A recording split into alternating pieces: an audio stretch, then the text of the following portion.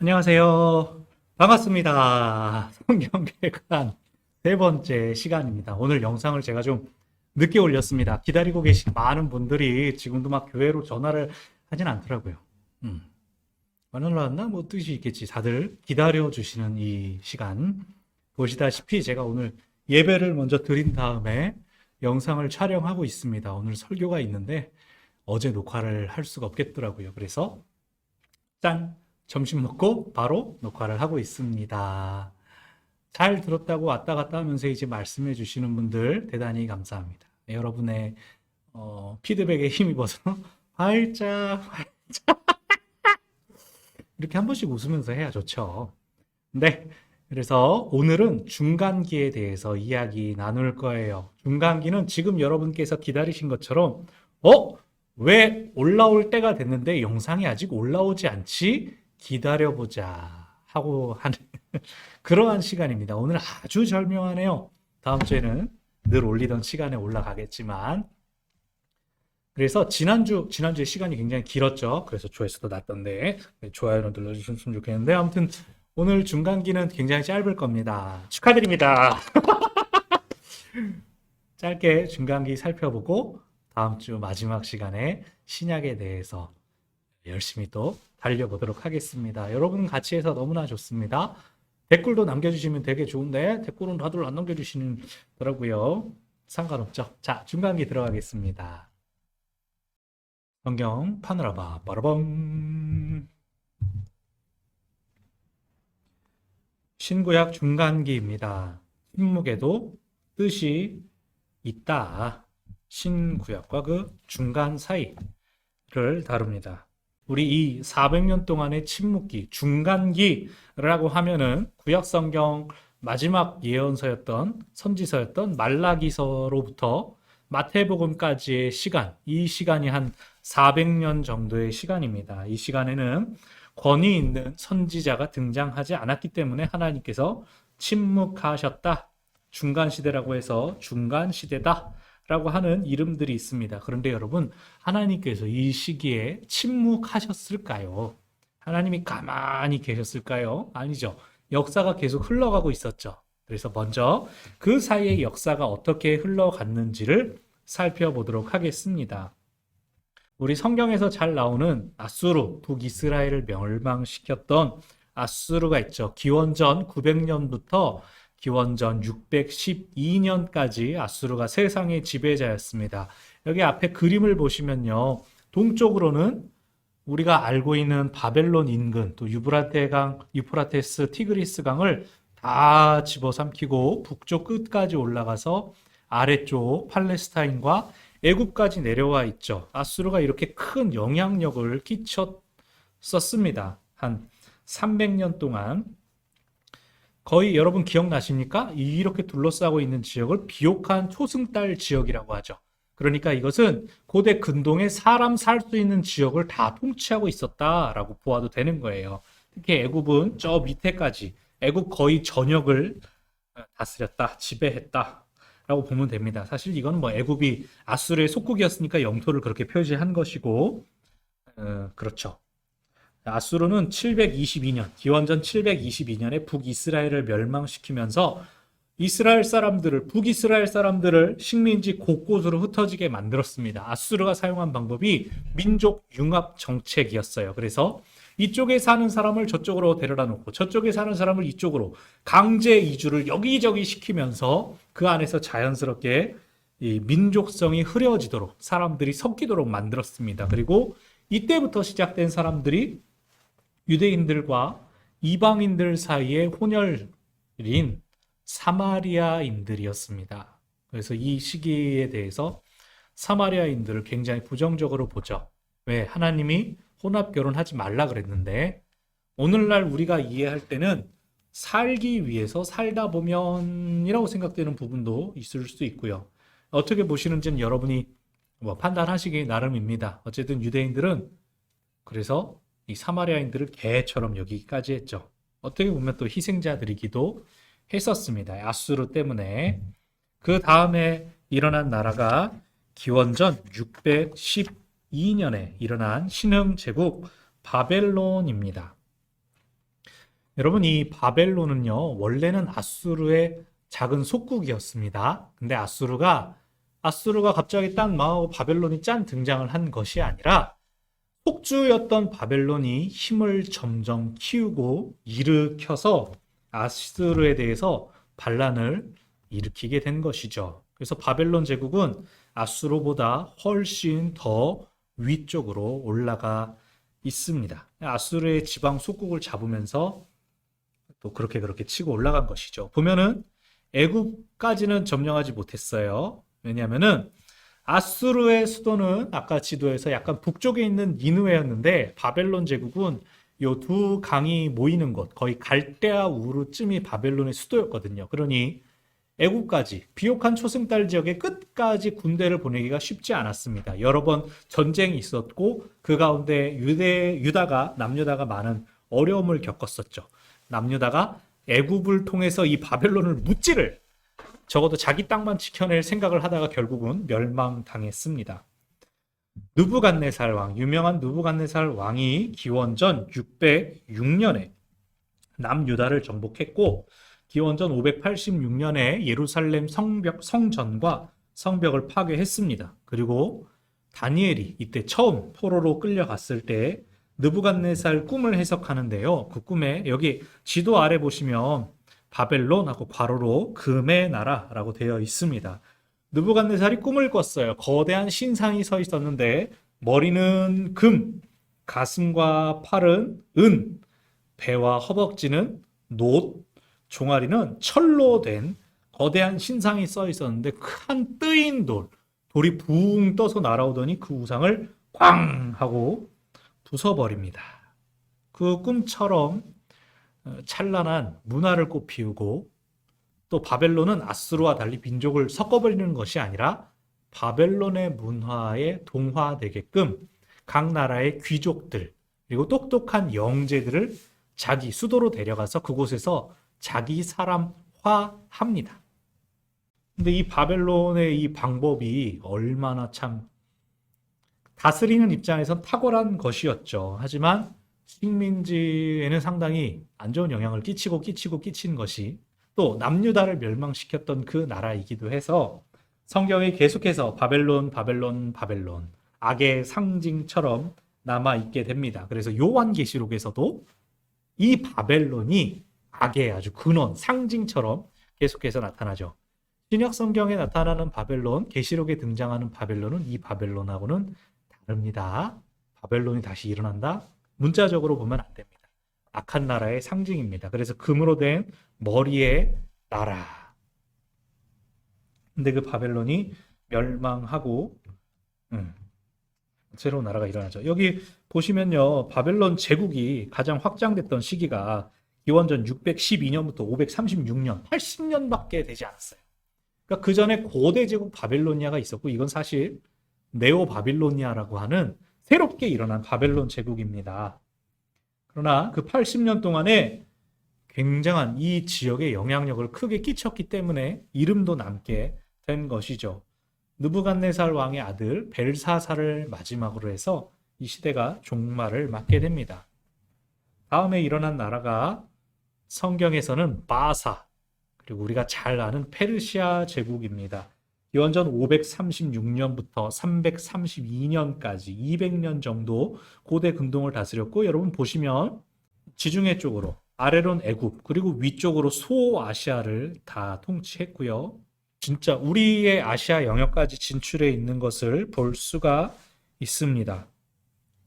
페르시아 굉장한 힘이 있었습니다.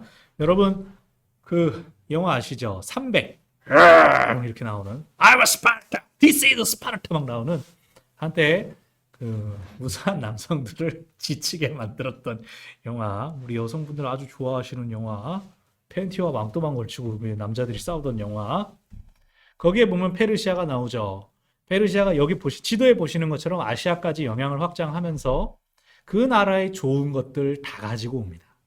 페르시아의 정책은 굉장히 여러분 그 300년 영화 말씀을 드릴 수밖에 없는 게 그 나오는 크세르크세스 왕이 거기도 이상하죠. 뭐 금띠를 잔뜩 온몸에 두르고 아예 황금으로 분장을 하고 나는 관대하다 뭐 이러면서 계속 얘기하잖아요. 진짜 관대했어요. 진짜로 관대했어요. 고증이 너무 잘 돼가지고 그 각 나라에 뭐 마술사가 들어왔다, 뭐 괴물같이 생긴 용병들이 왔다, 막 이렇게 하는 것처럼 진짜로 그런 군대들을 여기 데리고 저기 데리고 했는데 용병술만 뛰어난 것이 아니라 페르시아가 점령하면서 각 나라에 포로로 끌려왔던 사람들 너네들 가고 싶은 대로 가라. 원래 가고 싶은 대로 돌아가라 라고 굉장히 관대한 뭐라고 해야 되죠?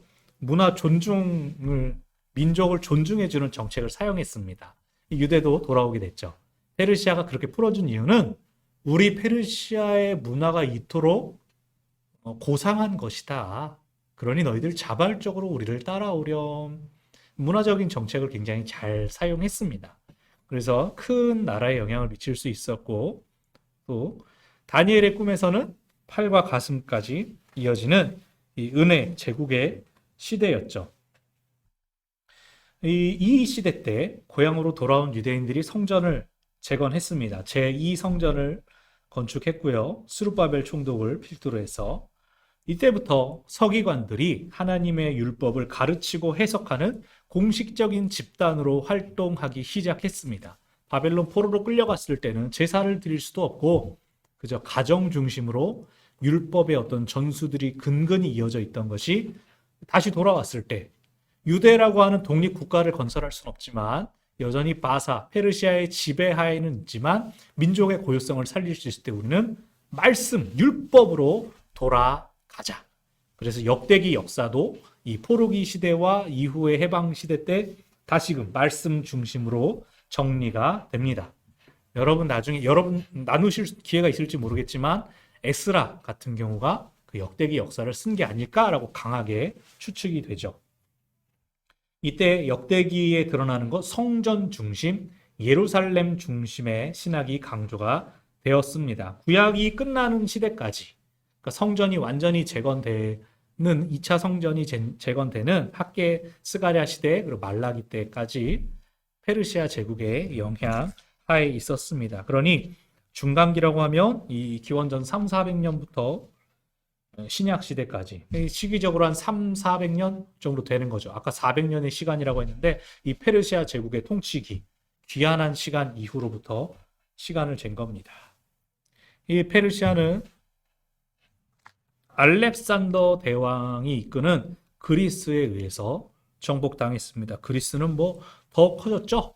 저기 아시아 위쪽으로 막 몽골 사막까지 갔다 그러고 북아프리카까지 점령을 했습니다. 그래서 여기 볼록 튀어나온 근처가 알렉산드리아 있는 데죠. 올라간 데인지 내려간 데인지 제가 기억이.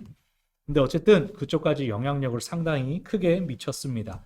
알렉산더 대왕은 한 이 정도쯤 되니까 페르시아가 해왔던 페르시아 문화를 소개하고 알리는 것을 그대로 받아서 아예 헬레니즘이라고 하는 그리스 문화, 헬라 문화를 정착을 시킵니다. 그래서 이때의 영향으로 예수님 당시에는 헬라어가 거의 세계 공용어가 됐죠. 그 덕분에 바울은 헬라어로 복음을 전파하러 이 여기 보이는 지중해 언저리를 다 돌아다녔던 것이죠. 헬라어는 복음의 내용을 간결하고 정교하게 표현하는 계기가 되었습니다. 그래서 우리가 신약 성경을 해석하는 것과 구약 성경을 해석하는 것은 조금 차이가 있어요. 그리스 제국은 밑에 보면 노새 나라, 배와 허벅지의 나라입니다. 기원전 332년부터 176년까지. 기간이 그렇게 길지는 또 않았죠. 자, 그런데 그리스 제국이 멸망할 기원전 176년경 그때쯤에 이제 큰 일이 일어나게 됩니다. 이걸 먼저 말씀드려야겠네요. 헬라 문명이 전파되는 것이 나중에 그걸 좋게 사용했으니까 좋기는 하지만 헬라 문명은 기본적으로 여러분 그리스 하면 떠오르는 게 뭐세요?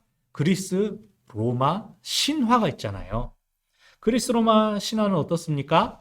신들이 있긴 있는데 인간의 모습을 본딴 덩치도 크고 큰 초인적인 능력도 있는데 하는 건 사람이랑 똑같은 거. 결혼하고 애 낳고 사고치고 서로 죽고 죽이고 시기하고 질투하고 그냥 놔두면 죽지 않는데 이제 뭐 죽이는 방법이 있고.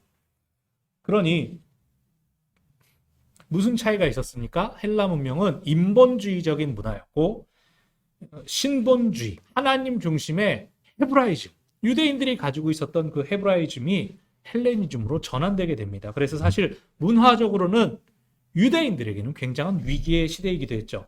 바울은 세련된 언어, 헬라어, 수사법을 활용해서 참 논증적으로 복음을 전파할 수는 있었지만 또 한편 바울이 맞서야 했던 사람들은 헬레니즘의 신관, 사람처럼 된 신화에 젖은 사람들에게 참되시고 유일한 하나님을 설명하는 어려움이 있었습니다.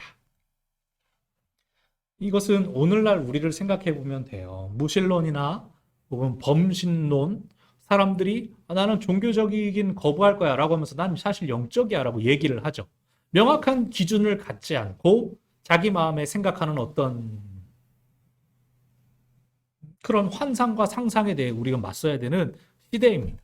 사람들의 감정, 쾌락 혹은 돈, 물질 이 모든 것들이 참되신 하나님을 쫓아가지 못하도록 방해하고 있는 것을 우리가 이 헬레니즘 시대에 바울이 어떻게 돌파했는가, 하나님 어떻게 우리에게 원하시는가 그것들을 점검해야죠. 자, 그리스 제국이 이렇게 크게 확장됐다가 기원전 176년경에 멸망할 때에 큰 사건이 유대 지방에 일어나게 됩니다. 그때 그리스 제국에 종속된 시리아 제국이 유대 지방을 다스리고 있었어요. 여러분 지도를 보시면 지중해 바로 붙어있는 키프로스 섬 언저리 그 북쪽으로 있었던 시리아, 성경에서는 수리아라고도 나오는 그 지방에서 시리아 제국이 유대 지방을 다스리고 있었습니다. 그러니까 여기 커다란 하나의 그림이 있긴 하지만 이 안에 속주들이 나눠져 있었던 거죠. 그런데 시리아의 군주 안티오쿠스 4세라는 이름이 있습니다. 이 사람 이름을 잘 기억해 두세요. 안티오쿠스 4세는 유대교를 무척 핍박했습니다. 그가 어느 정도였냐면 예루살렘 성전 제단에 돼지 피를 뿌렸어요. 기절초풍할 일이죠. 유대인들은 돼지를 먹지도 않고 돼지는 부정한 동물인데 그 돼지의 피를 세단에 뿌려서 부정하게 한 거예요. 제사장들이 반발하고 뒷목 잡고 그럴 때 성전에서 무참히 살해합니다. 그 성전이 하나님께서 계시는 곳인데 거룩한 곳인데 그 안에 칼을 들고 이방인이 들어와서 부정을 저지른 것이죠. 이러한 폭정이 이 시리아 때 엄청나게 많이 있었습니다. 그래서 결국은 유대인들이 반발해요. 기원전 167년에 마타디아스라고 하는 제사장이 아들들과 함께 무력으로 봉기를 일으킵니다. 그리고 그들이 시작된 이 유대의 무력 봉기가 아버지 마타디아스가 죽은 뒤에 셋째 아들 유다가 저항군을 통솔합니다. 그리고 기원전 165년, 164년경에 예루살렘을 탈환을 해내요. 자신들의 시리아 군대를 내쫓고 자신들의 도시를 만드는 것이죠. 마타디아스, 그들의 그 일족을 마카비라고 합니다. 마카비, 마카베오. 비슷한 이름 여러분 들어보신 적이 있을 거예요. 유다의 특기가 이 마타디아스의 셋째 아들 유다의 특기가 갑작스러운 게릴라전이었습니다. 군중들 사이에 숨어있다 갑자기 훅 튀어나와가지고 공격하는. 그래서 마카비는 망치라는 뜻이에요. 게릴라처럼 갑자기 와서 꽝 하고 치는 마카비가 유다의 별명이 됩니다. 또 유다가 죽은 다음에 이번엔 유다의 동생 요나단이 저항군을 통솔하게 됩니다. 근데 이 시기에 무슨 일이 있었냐면 시리아는 반란을 일으켰으니까 이 유대를 공격하고 해야 되는데 시리아도 이 그리스의 한 영향 아래에 있는 제국이었고 또 말씀드렸잖아요. 176년에 그리스가 무너지면서 각각의 그리스의 속주였던 나라들이 힘을 내게 됩니다. 그러니 이 작은 예루살렘 유대에 얼마나 신경을 쓸 수 있겠어요. 근데 가뜩이나 그랬던 판에 시리아 안에서 이 왕위를 둘러싼 내적인 분란이 일어나게 됩니다. 그러면서 우리가 너네를 계속 더 못하겠다. 됐다. 너네 그냥 인정해 줄게 라고 못 이기는 척 싸우지 않고 자치령을 내어주게 돼요.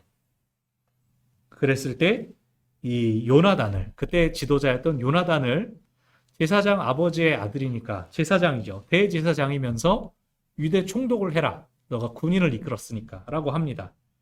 그렇게 시작된 왕조가 하스몬 혹은 하스모니아 왕조입니다. 유대는 어땠겠어요?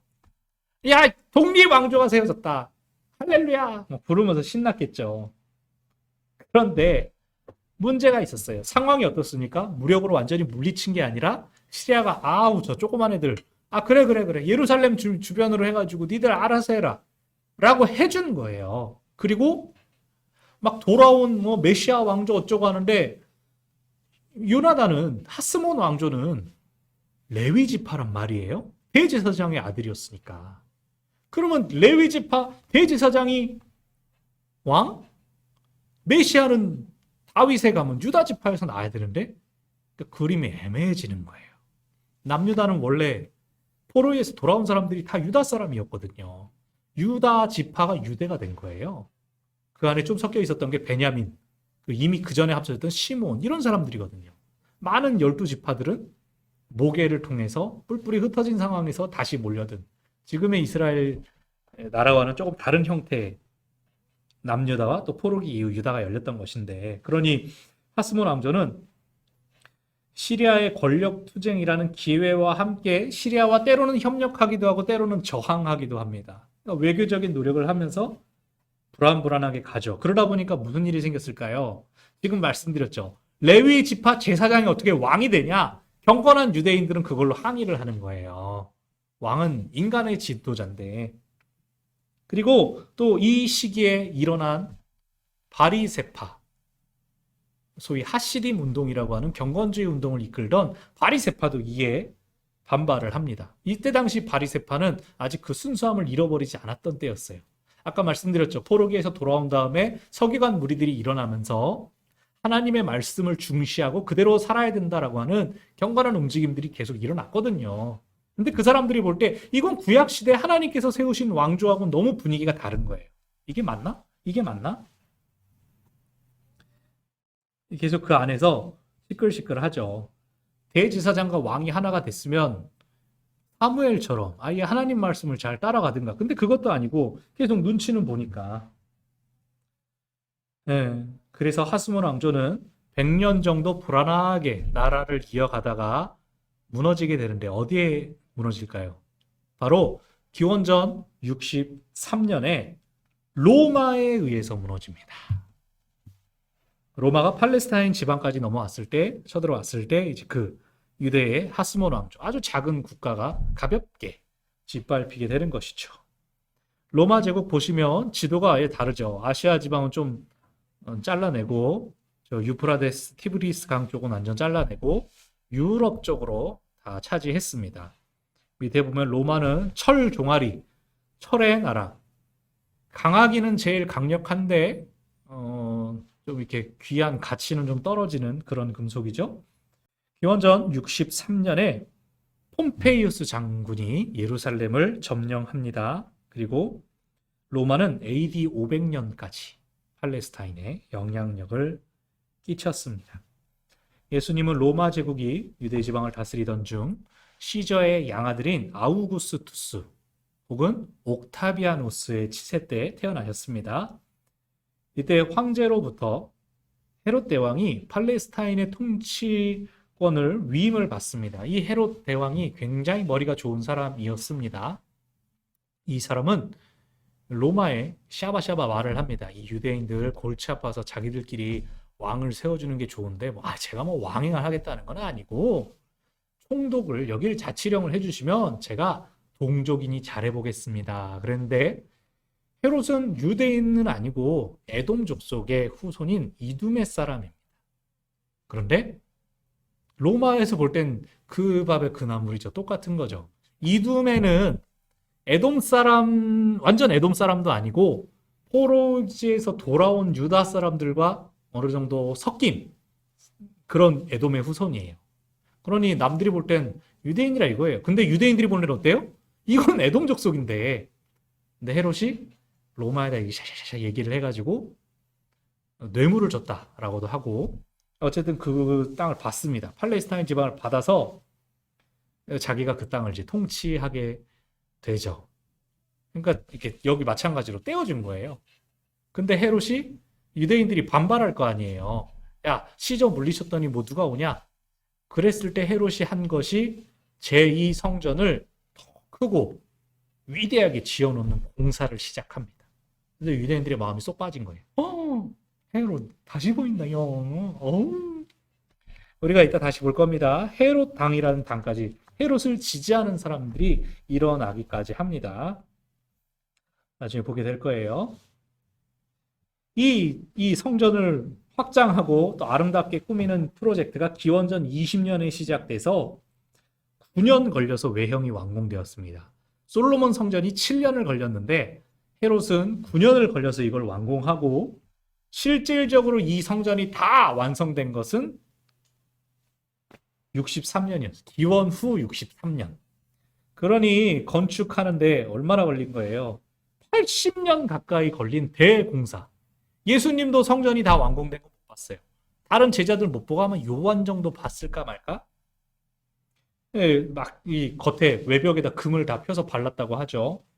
엄청나게 화려하고 아름다운 성전이었지만 이 성전이 그 80년 넘게 지은 성전이 7년 후 AD 70년에 로마가 예루살렘을 함락해 들어오면서 말 그대로 돌 위에 돌 하나 남지 않고, 돌에다 금을 씌웠잖아요. 근데 그걸 무너뜨렸어요.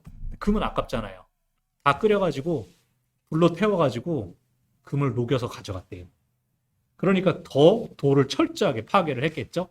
지금 남은 쪽은 서쪽에 있는 통고의 벽, 그거 하나 남았다고 하고, 그때도 로마의 티투스 장군이 그렇게 했다고 합니다. 예, 그랬던, 이게 팔레스타인에서 일어난 일을 말씀드렸어요. 로마 제국이 이렇게 유럽에 확장된 것은 기독교가 확산되는 데 도움을 주었습니다. 모든 길은 로마로 통한다라고 하잖아요.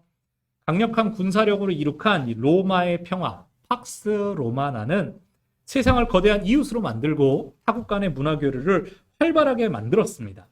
또 로마의 도로들 역시 사도들이 전도 여행을 할 때 아주 유용하게 사용됐습니다. 보편적인 언어로는 물론 로마는 라틴어를 사용했지만 또 헬라어가 여전히 사용되고 있었죠. 그런데 어떻습니까? 우리가 알다시피 로마는 이 거대한 식민지들을 관리하기 위해서 늘 경제 불황에 시달렸습니다. 경제 활동을 하는 인구는 별로 없고 다 식민지에서 가져와서, 로마 사람들은 뭐 얼마 전에 봤는데 로마 사람들은 생산 활동을 할 필요가 없었다고 하죠. 다 나라에서 우리식으로 치면 기본 소득인데, 근데 사람들이 버는 뭐 돈은 들어오고 근데 쓸 데가 없잖아요. 그러니까 시작된 것이 콜로세움, 오락, 유흥. 그러니 로마 시민들은 그 유흥만 즐기면서 나라에서 돈 나오면 살고, 근데 그게 되게 아름다운 것 같지만 다른 식민지에서 뽑아내는 거잖아요. 그게 언젠가 차단되게 되면 그게 지금의 로마죠. 다 멸망당해 버린 것이죠. 그 영화로운 것, 아름다운 것 상상하곤 하지만 사실 이 식민지를 다 빨아먹고 있었던 것이죠. 그리고 점점 귀족의 수는 이 로마인들 몇몇에 한정되고 있는데 식민지 이렇게 많아지니까 노예들 비율이 이렇게 많아지게 되죠. 그러다 보니 식민지에서는 어떻습니까? 계속 갈취당하죠. 그래서 식민지들은 빈곤이 조장되고 초세 관리들, 사제들, 사회의 잘 유지가 돼야 되고, 왜? 자기들이 이 시스템 안에 있어야 되니까. 또 사역을 위해 백성들을 갈취했죠. 그래서 신약 성경에 보면 세리들, 세관원들이 욕을 먹잖아요. 마태, 또 삭개오, 그때 당시 모습을 보여주는 거예요. 또 영적으로는 로마 시대 때 어떻습니까? 다신교, 또 우상 숭배, 여러 제국을 다스리다 보니까 이 신도 옳고 저 신도 옳고 막 그런 것들로 병들어 있었어요. 찬란했던 헬레니즘은 로마 시대 때 완전히 변질되었습니다. 유대인들의 신앙도 갈라지고 또 반대파와 서로 대립하면서, 아까 말씀드렸죠. 바리새인도 일어나고 서기관들도 이미 더 일어났는데 점점 변질되어 갑니다. 그래서 요게 재밌습니다. 중간기의 유대 분파들 가운데 모두 다 유대인이에요. 유대 사람들은 민족의 어떤 고유한 문화로 유대교를 가지고 있었죠. 근데 보세요. 잘 아시는 바리새인들, 율법주의자들입니다. 구약과 또 유대인들이 가지고 온 구전 전승을 중시하는 보수주의자들로 엄격한 율법 준수를 강조를 했었습니다. 이들의 원형, 뿌리가 에스라 같은 사람들이에요. 대제사장이면서 철저한 율법 준수를 위해서 에스라 10장을 보면 결혼을 한 사람들인데 이방인이라는 이유로 그냥 처자식을 막 내어 쫓아요. 이게 정말 문자적으로 있었던 사건인가 싶을 정도로 근데 바리새인들이 그렇게 엄격한 율법을 지키는 것만이 우리 옛날 하나님의 언약 민족 이스라엘로 돌아가는 길이다라고 생각했었거든요. 근데 이제 이때 당시는 율법만 너무 고지식보다 순수하지 않은 문자주의적에 빠지게 된 것이죠. 예수님의 대적들이 됐습니다. 원래는 굉장히 경건한 사람들이었고 율법을 위해 자기 목숨을 버리는 사람들이었습니다. 우리는 이제 예수님이랑 사이가 안 좋으니까 욕하지만 자 그리고 왼쪽에 쌍벽을 이루는 사두개인들이 있습니다. 사두개인들은 쉽게 말해서 귀족들이에요. 종교적, 정치적으로 자유주의자들이었습니다. 내세를 부정했어요. 왜? 현재가 살기 좋으니까. 부활, 영원 불멸, 됐어요. 지금 살기 좋으니까. 그래서 바리새인들과 아주 극단적으로 대립했죠. 바리새인들은 종교인들이었어요. 근데 우리나라로 치면 선비들 같은 거예요. 현실과 타협하지 않아요. 말씀, 율법. 정작 예수님을 못 알아보는데 사두개인은 반대죠. 세상 괜찮지 않아? 이대로 맡겨가면 되잖아. 왜? 부족한 게 없으니까. 자기들은 누리고 있으니까 이건 뭐 하나님 복 주신 거지라고 그냥 생각해 버리는 거예요. 현세주의자들. 이 중심을 잘 잡아야 될 것 같습니다. 우리도 시사하는 바가 있죠. 이 아래쪽에 서기관이 있습니다. 서기관은 율법을 가르치고 해석하는 소위 전문가들이었어요. 전통을 전수하는 사람들이었기 때문에 유대 사회로부터는 존경을 받았습니다. 그러나 바리새인들과 또 한편에서 문자적인 해석만 가지고 있고 옛날 말이 이렇게 써 있어 라고 가져오는 사람들. 예수님 지적할 때 서기관들이 등장하잖아요. 예수님은 굉장히 파격적인 사람이었는데 그러자 여기 위에 나오는 바리새인, 사두개인, 서기관들이 다 싫은 거예요. 전통에도 안 맞아. 시류에도 안 맞아. 사람들의 시류에도 안 맞아. 새로워. 그랬습니다. 자, 오른쪽에 헤롯 땅이 있습니다. 헤롯 땅은 헤롯 가문의 권력을 유지하기 위한 현상 유지파. 헤롯 가문은 아까 말씀드린 대로 이두메인, 이방인 출신 지도자예요. 그렇기 때문에 그들의 집권을 합리화해주고 응원해줄, 지지해줄 지지층이 필요했던 거죠. 요즘 정치도 보면 알죠? 어떤 사람들을 타겟팅해서 우리의 지지자가 되어주십시오. 헤롯 땅, 이때 헤롯 땅은 헤롯을 지지하는 사람들. 조금 심하게 나가서 헤롯이 그 메시아다라고까지 했대요. 왜냐하면 로마로부터 직접적인 통치를 받는 게 아니니까. 아마 선전이었겠죠? 여론을 막 일으키는. 자, 이쪽 초록색으로 와서 열심당을 보십시오. 정치적 행동주의자들. 헤롯 땅하고 반대쪽이에요. 현실을 뒤집어야 되는 거예요. 로마에 항거하기 위해서 폭력을 사용하는 것도 서슴지 않았습니다. 예수님의 제자들 중에 보면은 가나나인 시몬 혹은 셀료 시몬이라는 사람이 있습니다. 가나나인이라고 나온 데도 있고 셀료신이라고 나올 데도 있어요. 이 사람이 열심당원이에요. 가나나인 혹은 셀료. 모든 열심당원들이 폭력적이었던 건 아닌데 약간 급진적인 진보주의자들 폭력까지도 사용하는 데 서슴지 않았다는 거예요. 가룟 유다 역시도 이런 열심당원의 일원이었는데 예수님의 비폭력주의 이런 것들이 싫어서 예수님 판 것은 아닐까라는 견해도 있습니다. 몰라요. 에스에네파가 있죠. 에스에네파. 이 책에서는 에스에네파를 굉장히 부정적으로 고립주의자라고 했는데 에스에네파는 유대 사회의 부패한 종교적 현실이 싫어서 그들로부터 사회로부터 아예 도피해버립니다. 쿰란 지역에 황폐한 동굴에 은거하면서 자신들만의 공동체를 형성합니다. 유명한 사해 사본이 이들에 의해서 남은 성서 사본입니다. 또 사해 사본들 가운데에서 구약의 많은 사본들이 함께 보존됐었죠. 요한복음이 다른 세 개의 복음서와 조금 다른 관점들, 분위기들, 그래서 요한복음이 기록된 공동체 역시 에스에네파가 아니었을까 하는 견해가 있고 혹은 세례 요한도 에스에네파처럼 사막에서 살았기 때문에 세례 요한도 혹시 이런 견해가 있지만 유사점도 있지만 너무나 어울릴 수 없는 반대적인 근거들도 많이 있습니다. 그냥 현재로는 영향을 주고받았을 것이다 라고 해요. 왜냐하면 에스에네파라면 세례 요한처럼 나와서 사람들한테 회개하라 접촉을 안 하거든요. 자기들만의 공동체를 가지고 있기 때문에 그렇습니다. 이렇게 크게 6개의 분파가 중간기에 유대 사람들 사회에 있었습니다. 이 중간기에 나와 있는 여러 문헌들이 있어요. 우리 성경엔 구약 성경, 신약 성경이 있는데 가장 중요한 문헌은 70인역 성경입니다. 로마자 숫자를 써서 LXX라고도 쓰는 성경. 히브리어로 기록된 구약 성경을 헬라어로 번역을 했어요. 원래 성경은 항상 히브리어로 기록을 했는데 왜 헬라어로 옮겼을까요? 디아스포라 유대인들 때문에. 유대인들이 세계 곳곳으로 흩어졌는데 헬레니즘 때문에 다들 헬라어는 익숙한데 히브리어를 모르게 되니까 말씀이 사라지게 생긴 거예요.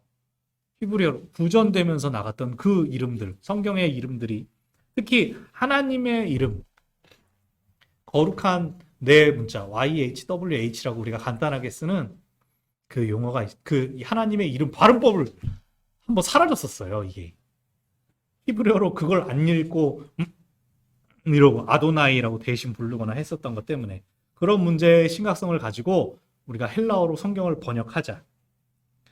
그래서 기원전 250년 이집트의 알렉산드리아, 아까 보셨던 지도에서 이렇게 생긴 부분, 그쪽에서 만들어졌습니다. 왜 70인역이냐?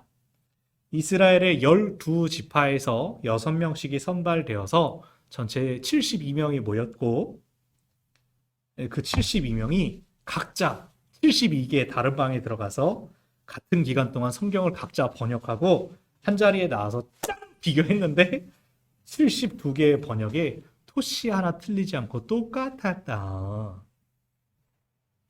라는 이야기가 있긴 하지만 그건 이 70인역의 권위를 높이기 위해서 나중에 만든 말이고 실제로는 모세오경이 기원전 250년 처음 만들었을 때 율법이 제일 중요하니까 먼저 쓰고 나머지는 기원전 100년 정도에 기록이 되었다라고 합니다. 똑같은 구약 성경인데 구약 성경에 나온 것과 신약 성경에서 인용될 때 조금씩 차이가 날 때가 있습니다. 왜 그러냐면 신약 성경에 인용된 구약 성경은 70인역이기 때문이에요. 헬라어 성경이기 때문에 뉘앙스나 단어 선택이 조금씩 차이가 있습니다. 그리고 이제 화면에 나오는 구약의 외경이라는 책이 있습니다. 여러분 기록 연대를 보세요. 여기 솔로몬의 지혜, 전도서, 토비트, 유딧, 연대가 다 있죠. 근데 연대가 30년, 기원전 150년, 300년, 기원전, AD 100년, 대부분 신구약 중간기 시대에 기록되었음을 우리가 알 수 있어요. 공동번역 성서라는 게 있습니다. 89년도 정도에 개신교와 가톨릭이 함께 손을 잡고 우리가 어쨌든 종교개혁으로 갈라졌지만 이전에 같은 뿌리를 가지지 않았냐. 성경을 우리가 적어도 그렇다면 우리가 다른 성경을 사용하는 거는 줄여야 되지 않겠냐라고 한 일환으로 공동번역 성경이 원어에서 굉장히 좋은 번역이 나왔는데 개신교가 여러분 보시는 분 중에도 카톨릭 이단 아니야 이렇게 생각하시는 분이 있죠. 교회 안에 그런 움직임들이 통합이 되지 못해서 가톨릭에서는 이 공동번역에 근거한 성경을 지금도 개정판을 내서 잘 쓰고 있습니다. 시편 같은 경우는 운율을 굉장히 잘 살려서 이렇게 원래의 느낌을 살리려고 한 좋은 번역이에요. 공동번역. 지금은 카톨릭 새 번역이라는 이름이 나와 있고 근데 개신교는 그냥 우리 따로 할래? 그게 지금 개혁 한글 버전이 몇 차례 개정이 된 게 나와 있고 지금은 개혁 개정 성경 요즘은 이제 쉬운 말 현대어 표준 세번역 여러 성경이 나오고 있죠. 자, 우리 성경에는 이 외경이 나오지 않습니다. 그러나 공동번역 성경에 보면은 이 외경을 그대로 담아 놓았어요. 그래서 지혜서, 전도서, 토빗서, 유딧, 에스드라 3서 이런 책들 쭉 써 있어요. 에스드라 3서는 에스라 포로기에 돌아와서 활동했던 그 에스라 3사라고도 해요. 여러분이 다시 저와 함께 공부를 하실 기회가 있다면 이 에스라 3, 4서에 대한 이야기도 살짝 나눌 수 있을 텐데 언제가 될지. 여기 마카비 아까 말씀드렸죠. 망치, 유다, 하스몬 왕조의 투쟁기, 세워지기까지의 투쟁기가 마카베오 상, 마카베오 하에 있습니다. 바룩서, 예레미야의 서기관이었던 바룩 1, 2, 3, 4, 5, 6 시기를 보세요. 예레미야 때가 아니죠. 포로 나라 멸망할 때니까 아닌 줄 알면서 그런 권위, 어떤 신학이 이어져 왔다. 여기 새 청년의 노래 같은 책도 있고, 이 새 청년의 노래는 다니엘서 3장에 나온 새 친구 이야기예요. 아사랴가 그 새 친구 중 한 명의 이름이죠. 그 부분만 따서 돌아다니는 부분이에요. 수산나서, 다니엘서가 12장까지 있는데 13장, 14장이 더 지어진 얘기예요. 나중에 바사 사람들이 섬기는 커다란 뱀을 다니엘이 뭘 먹였더니 이렇게 죽었다. 그래서 다니엘이 우상과 싸웠다. 뭐 이런 이상하죠? 또 므낫세의 기도라는 책들이 있습니다. 이거는 이 중에서도 1546년 트렌트 종교회의에서 카톨릭 정경으로 인정받지 못하는 책들이 나옵니다. 그러니까 계속 씨름이 있는 거죠.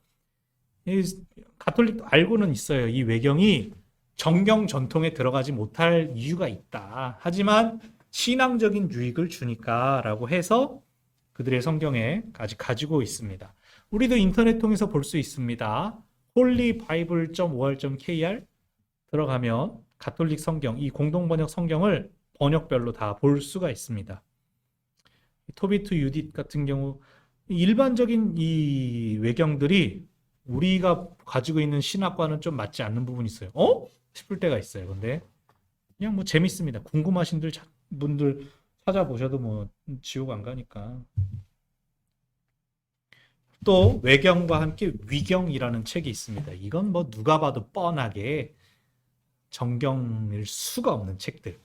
솔로몬의 시편, 에녹서, 모세 승천기, 모세 신명기에 보면 아무도 모르는데 승천기가 있대요. 이사야 순교와 승천. 이사야도 톱으로 배가 썰려 죽었다고 전승에 남아있는데 승천, 희년서, 11의 신탁, 12족장의 유언. 이건 성경 누가 썼는지 언제 기록됐는지가 다 허위라는 거예요. 사람들이 그냥 진지하게 받지 않고 뭐 이런 게 있었지 그랬어요. 여러분, 신구약 중간기, 침묵기는 하나님께서 침묵하셨던 기간일까요? 여러분 쭉 들어보시니까 어떻습니까? 하나님은 결코 쉬지 않으셨고 멈추지도 않으셨고 침묵하지도 않으셨어요. 포로기에서 돌아온 유대 민족들은 하나님을 향하여 변질됐던 신앙을 다시 찾아야 했고, 그 과정에서 우리가 살펴본 것처럼 바벨론 이후에 페르시아, 헬라, 로마 여러 열강들의 억압 때문에 스스로 변질되어 가는 과정이 있었습니다. 메시아를 향한 열망은 커져갔고 또 그 열망들이 다양한 형태로 여러 다른 분파들로 나타난 것을 우리가 보았습니다. 그렇기 때문에 제가 붙이는 이름은 중간기라고 할 게 아니라 준비기다. 어떤 사람들은 하나님 더 이상 말씀하시지 않는다라고 했지만 사실 하나님은 유대인들뿐 아니라 모든 사람들을 위한 엄청난 선물을 준비하고 계셨던 거죠. 그래서 무엇이나 준비가 필요합니다. 여러분, 예수님 만날 준비 되셨나요? 다음 주에 오세요. 그렇습니다. 그래서 3주, 다음 주에는요, 신약 개관을 하고 또 간단하게 지도로 그 내용들을 살펴보도록 하겠습니다. 메시지를 살펴보는 건 너무 길어서 지금 고민이에요. 아마 복음서 정도만 서로 4개의 복음서를 비교하려고 합니다.